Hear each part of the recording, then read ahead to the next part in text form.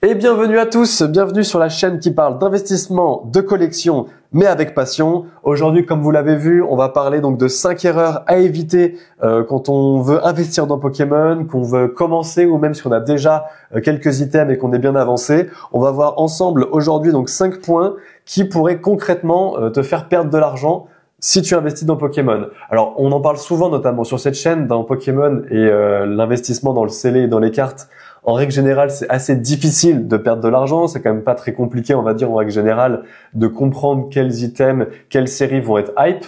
Mais on va voir aujourd'hui 5 raisons qui pourraient te faire perdre concrètement de l'argent. Parce que souvent dans Pokémon, la difficulté, c'est pas de gagner, mais c'est de maximiser. Voilà. Par exemple, c'est quoi le plus intéressant entre un petit duo pack avec 2 séries pas ouf et une ETB EV8. Bon bah si vous savez un petit peu comment ça fonctionne, vous savez que actuellement en tout cas le TB EV8 a plus le vent en poupe. L'autre va sans doute augmenter mais moins que le TB. Voilà, c'était un des exemples pour montrer un petit peu ce que je voulais dire. Mais là on va voir qu'est-ce qui pourrait concrètement faire perdre de l'argent et je pense que c'est important d'avoir ça en tête. Pour ne pas les faire, évidemment. Mais avant tout ça, n'hésitez pas donc à vous abonner et à liker la vidéo, hein, ça me ferait super plaisir et ça aide vachement la chaîne. Et n'hésitez pas aussi à rejoindre le Discord, on est de plus en plus, ça fait super plaisir. Aussi, avant de commencer donc sur le sujet concrètement de la vidéo du jour, je vais essayer de tourner très rapidement et très prochainement une vidéo donc sur la finance et les impositions autour de la collection de Pokémon. Je sais qu'on m'en parle énormément dans les commentaires ou même sur le Discord. J'ai réussi. Quelqu'un qui travaille aux impôts est venu vers moi, m'a contacté pour me dire voilà, on me pose souvent des questions, j'ai pas envie c'est compliqué de répondre à tout le monde à chaque fois parce qu'il y a des choses un petit peu complexes et faut l'adapter à chaque personne. Mais je vais essayer de faire une vidéo, on va être un peu en sorte de questions-réponses avec cet expert des finances. Donc n'hésitez pas à mettre vos questions en commentaire.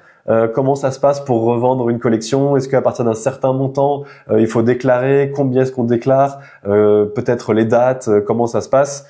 Voilà, posez toutes vos questions. Moi, je vais sélectionner les plus pertinentes, en tout cas pour en avoir un petit peu, pour avoir tout type de questions. Et on va essayer de se faire une session questions-réponses avec cet expert. Voilà, donc n'hésitez pas, ça ferait plaisir à tout le monde et à moi aussi, parce que comme ça, j'aurai les réponses aussi à toutes ces questions. Ensuite, pareil, on m'en parle rapidement de temps en temps en commentaire, mais on me dit souvent, souvent, ça arrivait assez revenu quelques fois, à quand la formation, en investissement Pokémon? Alors on me le dit sur le ton de la blague, mais je préfère en parler tout de suite.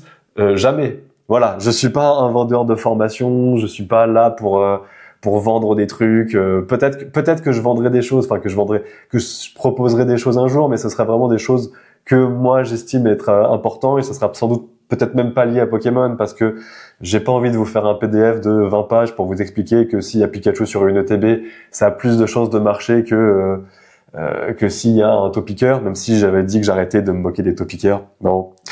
Voilà. Donc non, c'est pas prévu en tout cas. Je pense que je peux amener suffisamment de valeur dans mes vidéos comme ça. Pas besoin de formation. Voilà, c'était juste pour faire un petit disclaimer. C'est pas prévu. Et ben voilà, on va pouvoir donc commencer directement avec le sujet du jour, qui est donc les 5 erreurs qui vont te faire perdre de l'argent dans Pokémon si tu les fais. Alors, c'est plus ou moins sujet d'interprétation et on va voir. Donc le premier point, c'est acheter des items qui ont déjà explosé. Qu'est-ce que j'entends par là? Par exemple, on va dire toujours en ce moment, la hype, c'est EV8, étincelle déferlante, les ETB, les displays, mais on entend beaucoup parler des ETB. Est-ce que, par exemple, c'est une bonne idée d'acheter aujourd'hui une ETB à 100 €? Parce que c'est actuellement le prix de revente que j'ai pu trouver en vente réussie, c'est entre 80 et 100, 105 peut-être. Ce qui pourrait te faire perdre de l'argent, c'est quand on achète quelque chose qui est au-delà du prix magasin. Et donc là, on commence à vraiment partir sur de la spéculation. Et là, ça redevient alors soit du gambling, soit si vous avez des connaissances et vous dites « Non, mais moi j'estime que cette ETB elle vaut plus de 100 €. Je vais continuer, je vais en acheter une à 100, 110 et comme ça je pourrais la revendre bientôt à 150, 200. Voilà, ça pour moi c'est une des façons de perdre de l'argent, on va dire à court terme, parce que à court et moyen terme, on n'a aucune garantie que le prix va rester à 100 €. Parce que on sait que c'est une série qui n'est pas du tout, alors elle est out of stock en magasin, mais en fournisseur, On sait qu'il va avoir des restocks. Hein. À chaque fois que je vais en magasin, ils me disent la série est pas terminée. Je sais pas comment dire ça, mais elle est pas out of stock. C'est juste qu'on a des réassorts de temps en temps et on a des petits stocks qui reviennent régulièrement. Donc aujourd'hui, on est en pleine hype. On est en plein, tout le monde veut son ETB ou ses ETB pour ouvrir, pour stocker, pour revendre. Mais je pense pas en tout cas que ce soit forcément une meilleure idée d'en acheter forcément une à 2 fois le prix magasin. Alors c'est un exemple, hein, vraiment c'est l'exemple du moment. Mais est-ce que c'est intéressant d'acheter un prix qui a déjà explosé? Je suis pas certain. Pour prendre un autre exemple, on va prendre par exemple une display qui est à 500 €. Même si vous achetez la display qui est à 500 € en disant ouais je suis sûr que ça va augmenter dans le futur, même si ça augmente à 600 € en 2, 3, 6 mois, et ça a juste fait une augmentation de 20%. Alors oui, 20% c'est très bien, ça vous fait 100 € de plus, mais est-ce que vous aurez pas fait plus de 20% en achetant, je sais pas, des tripacks étincelles déferlantes ou autre chose? Ça c'est aussi à prendre en compte. Ou alors aussi, il y a aussi le fait que potentiellement cette display, vu qu'elle a déjà énormément monté, elle peut redescendre un petit peu. Il y a rien qui garantit qu'un prix qui a monté va rester à ce prix-là. Je pense que je me fais comprendre. C'est que si je vous acheter une display prix magasin, il y a de fortes chances qu'elle augmente. Mais si vous l'achetez alors qu'elle a déjà bien augmenté, il n'y a aucune garantie qu'en tout cas dans un court moyen terme, elle va rester à ce prix-là, voire qu'elle va augmenter. Elle peut tout à fait redescendre en prix, ça s'est déjà vu. Puis ensuite remonter avec le temps, comme le font plus ou moins toutes les displays, toutes les ETB, etc. Donc c'est vraiment quelque chose à prendre en compte. C'est encore une fois le FOMO, j'en ai déjà parlé 2-3 fois sur cette chaîne. C'est la peur de passer à côté de quelque chose. Si le train est déjà passé, prenez le prochain. Voilà, il y a plein de bonnes choses intéressantes dans Pokémon. Mais même les séries qui sont pas hype aujourd'hui, on en reparlera, c'est un des prochains points, peuvent être intéressantes. C'est pas parce que vous avez raté EV8 que vous en avez pas eu en magasin, etc. Vous allez peut-être en avoir d'autres. Peut-être que ce sera du budget que vous allez garder et que vous aurez la chance de choper du EV8.5. Peut-être qu'il y a d'autres séries qui vont être intéressantes. Peut-être que vous allez pouvoir acheter finalement plusieurs tripacks ou d'autres items d'une autre série qui vont peut-être aussi tout aussi bien fonctionner dans le futur. Ça peut être très intéressant. Voilà, donc je ne fais pas plus longtemps sur ce point-là. Je pense qu'il est assez clair et assez logique. Et en plus, le second point, c'est un petit peu dans la même veine. Le second point, c'est penser que tout monte quoi qu'il arrive. C'est un peu la même chose. Effectivement, prix magasin, on peut penser que tout monte quoi qu'il arrive, plus ou moins. Évidemment, il y a des items qui montent moins que d'autres. On a l'exemple que j'avais montré souvent en vidéo, là que j'aurais pu mettre à la place de ce TB-là. Le coffret Dracolos, la box Dracolos de Pokémon Go, qui est un super bel item, mais qui a quasiment pas augmenté, voire pas augmenté du tout, parce que c'est une série que les gens n'aiment pas trop. Moi, j'aime bien la série, donc ça m'arrange. Mais donc c'est vrai donc pour magasin. Mais un item ancien, par exemple, qui a déjà explosé, qui est déjà à un certain niveau, peut-être qu'il est arrivé à son plafond de verre. J'ai par exemple le set de base, on va dire la display set de base. Alors j'ai pas exactement les tarifs exacts, mais je vois pas de raison hors de la hype qui pourrait la faire vraiment augmenter. C'est pas parce qu'on va lui rajouter 5 ans d'ancienneté que, en tout cas dans les fondamentaux, parce que voilà, il y a les fondamentaux. Pourquoi une série coûte cher? Parce qu'il y a des bonnes cartes, parce que ça fait longtemps, parce qu'il y a plus beaucoup d'items scellés, ou alors que les gens veulent pas les vendre. Ça, c'est vraiment les fondamentaux d'une série. Dans les fondamentaux du set de base, on sait à peu près combien il y en a. On sait qu'il y en a beaucoup. On sait que c'est des Pokémon hype, ok, mais on sait aussi que ça fait déjà plus de 25 ans et que ça fasse 27 ou 32 ans. En fait, c'est juste très ancien. Voilà, c'est pas parce que tu rajoutes 5 ans à quelque chose qui en a déjà plus de 20 que ça va exploser la série. Peut-être que, alors, moi, c'est mon point de vue, j'ai l'impression que le set de base a déjà atteint son plafond de verre avec la dernière hype. Alors, ça veut pas dire que si jamais on a une hype qui est tout aussi forte, qu'on va en revoir de partout, on va avoir plein d'influenceurs qui vont rouvrir du set de base. D'ailleurs, je crois que avant de lancer cette vidéo, il y a la rediffusion de Squeezie qui a encore, j'en parle à chaque fois, qui a ouvert enfin sa display set de base. Je dis enfin parce qu'on savait que ça allait arriver. Voilà, est-ce que en fait votre item que vous voulez acheter, moi je parle du set de base parce que c'est le plus flagrant, est-ce qu'il a atteint son plafond de verre? Parce que si vous achetez une display du bloc, alors bloc X c'est compliqué, mais je veux dire par exemple de platine ou de diamant et perle, si elle vaut déjà, j'ai aucune idée des tarots de diamant et perle, je veux dire 3000 € une display, est-ce que dans les fondamentaux de la série, est-ce que c'est pas quasiment déjà le maximum qu'elle peut atteindre? Voire est-ce qu'elle pourrait redescendre? Parce que ça peut arriver que on découvre d'autres displays, on découvre une nouvelle population de cartes ou de displays ou d'items et que du coup ça fait chuter la cote actuelle. C'est tout à fait possible et c'est vraiment à prendre en compte. Voilà, donc on va pouvoir passer directement au point numéro 3. Le point numéro 2, il ressemblait beaucoup au point numéro 1, donc j'ai voulu faire assez vite. C'est vraiment une autre façon de penser les choses, mais en gros c'est, oui, ça peut descendre quand c'est pas prix magasin. Ensuite, le point 3, donc ce serait racheter des collections entières sur Vinted par exemple, pour, on va dire entre guillemets, trouver des pépites. Alors ça, c'est des choses que je me suis amusé à faire sur Yu-Gi-Oh! Il y a quelques années. Et alors, c'est plus intéressant et passionnant qu'un vrai investissement. Vous voyez plein de vidéos YouTube, j'ai racheté une collection et la collection à l'intérieur vaut beaucoup plus cher que ce que la personne l'a acheté. Pourquoi est-ce que c'est possible et pourquoi ça risque de ne pas vous arriver, même si je vous le souhaite? C'est souvent parce qu'en fait, c'est des gigantesques collections et qu'en fait, c'est des personnes qui sont plus à quelques milliers d'euros près. Voilà, ils ont besoin de tout faire partir pour des raisons et la collection elle vaut peut-être entre 15 et 100K. Je dis des choses au hasard, mais ça c'est déjà vu. Et la personne elle a besoin de le vendre vite, elle le vend peut-être 10% en dessous et 10% en dessous, ça fait même sur 10K, ça fait 1000 euros. Voilà, donc là c'est intéressant. Si vous n'êtes pas sur ce type d'échelle, ça va vraiment être beaucoup plus compliqué parce qu'aujourd'hui, j'en parle régulièrement aussi, mais le marché change, le marché est devenu plus mature et plus conscient de lui-même et surtout avec le retour de la hype, les gens sont soit très conscients des valeurs de leurs cartes, soit les surestiment. Donc il y a vraiment très peu de chances que si vous achetez un lot entre 40 et 120 euros, que vous tombiez sur des cartes finalement qui sont super recherchées, que la personne n'avait pas vu que cette ex du bloc X ça valait 15 euros et qu'il l'a compté pour 2 euros, que finalement l'état des cartes est mieux que prévu. C'est vraiment souvent l'inverse qui se passe. C'est quand même encore du gambling. Alors c'est vrai qu'en fait c'est intéressant à faire si vous pouvez allouer du budget. Au lieu de prendre de votre budget ouverture, vous vous souvenez, je parle souvent de ça aussi, il y a le budget ouverture, collection, investissement, et ensuite vous switchez 20, 40, 40, bon ça fait pas 100, mais ou alors vous mettez full collection, full investissement, full ouverture, et vous faites des budgets glissants comme ça.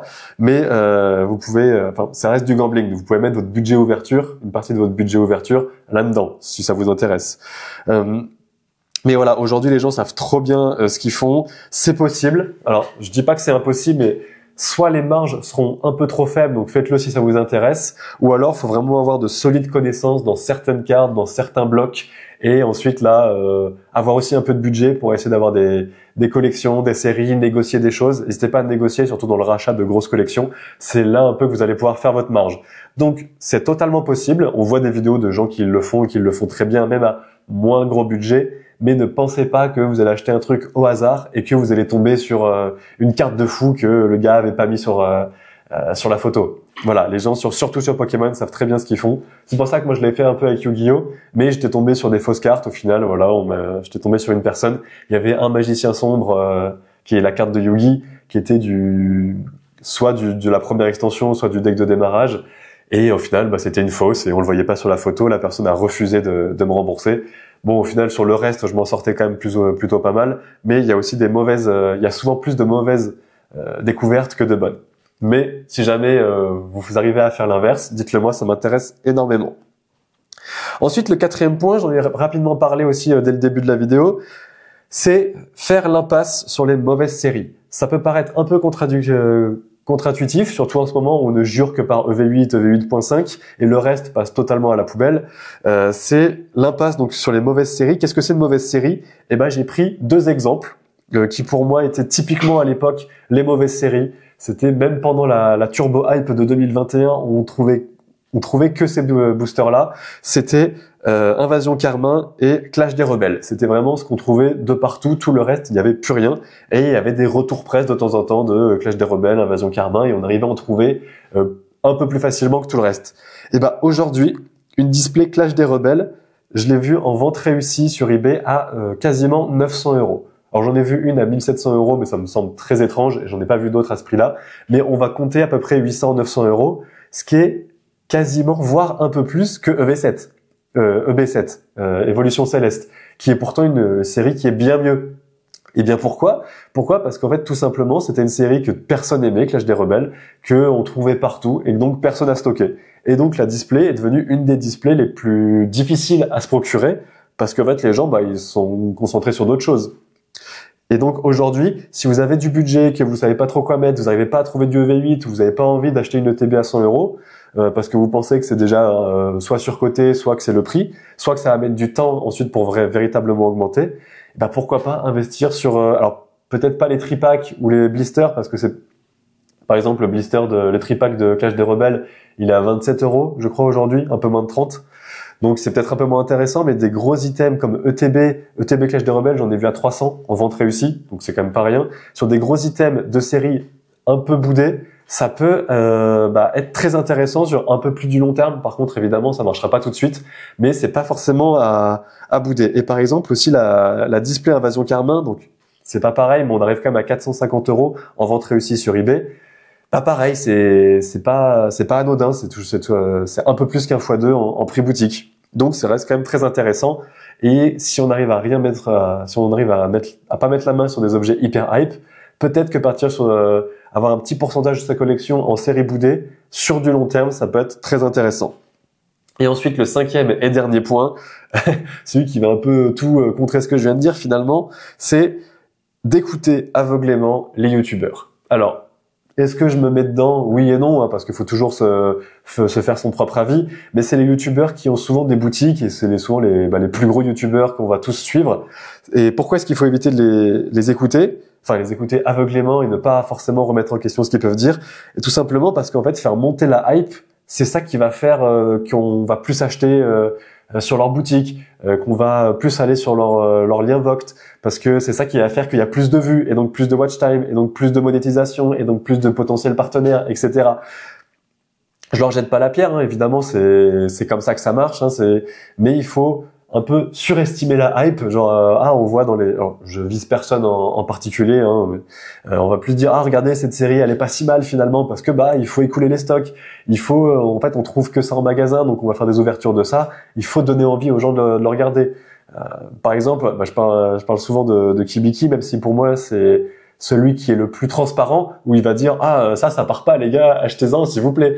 Mais au moins il est transparent là-dessus, alors qu'il y a d'autres qui vont peut-être dire mais non mais elle est très bien cette série, venez acheter sur mon Voct ce soir ou allez sur ma boutique. C'est pas mauvais, mais faut remettre en question et faut jamais oublier à qui ça profite en fait de faire monter la hype.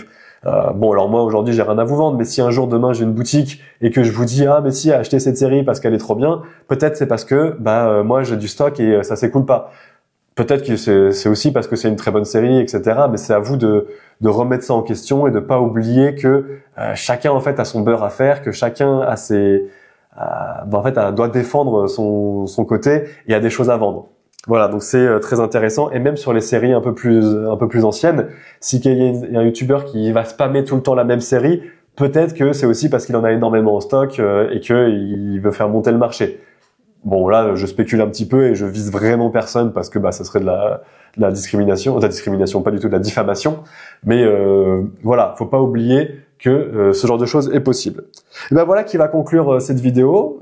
Si jamais vous voyez d'autres points, d'autres erreurs que je n'ai pas dit aujourd'hui, n'hésitez pas à le dire. Je sais pas si vous l'avez remarqué, mais j'ai le nez un peu j'ai un peu la voix différente de d'habitude, donc j'espère que ça vous aura pas trop dérangé.